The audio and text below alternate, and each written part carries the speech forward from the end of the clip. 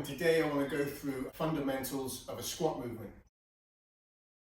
Now this movement is something I like to do with beginners, but it's also a movement I like to take my more seasoned clients back to, just to strip back to basics. And you can basically use this technique to teach anybody to squat. Before, if people were having trouble getting down deep into a squat position, I'd maybe block up the back of their heels, maybe get them standing on discs so that they could unlock the tension in their heels to be able to get down to depth.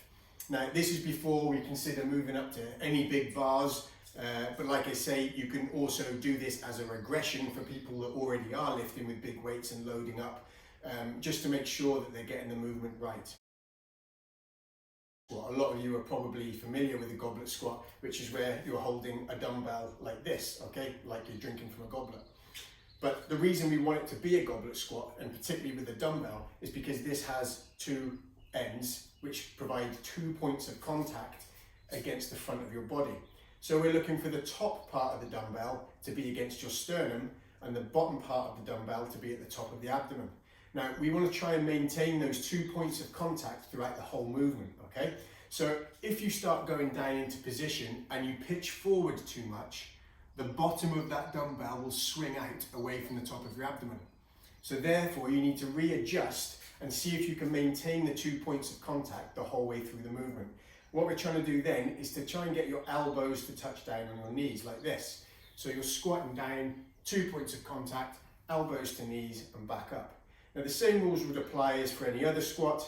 Once you're down in the hole at the bottom of the movement, you're still firing up by pushing hard through the floor and trying to push the floor away.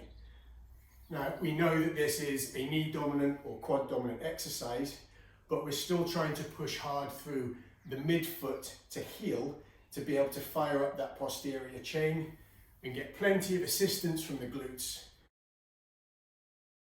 So you'll find that even with people that can't squat or that they need to work on their depth, even if they're only getting to there to start with, that you can start splitting it up into stages where they go into a quarter squat, maintaining those 2 points of contact.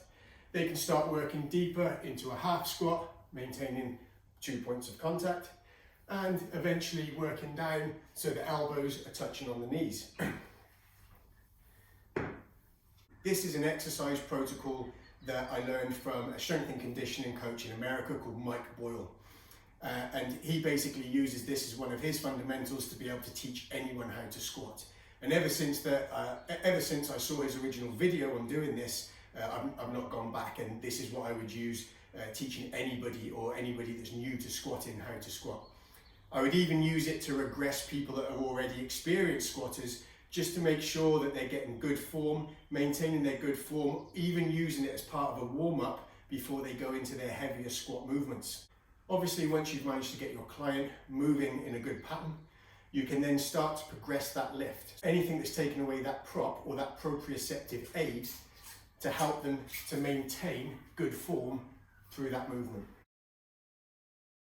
So that's the fundamentals on teaching anybody how to squat. If you've got any questions on anything that I've discussed, or if you want to start a discussion on the squat movement, please get in touch with me at Jones the Trainer. You can check out any of my socials, or please leave some comments in the comment section. Thanks very much.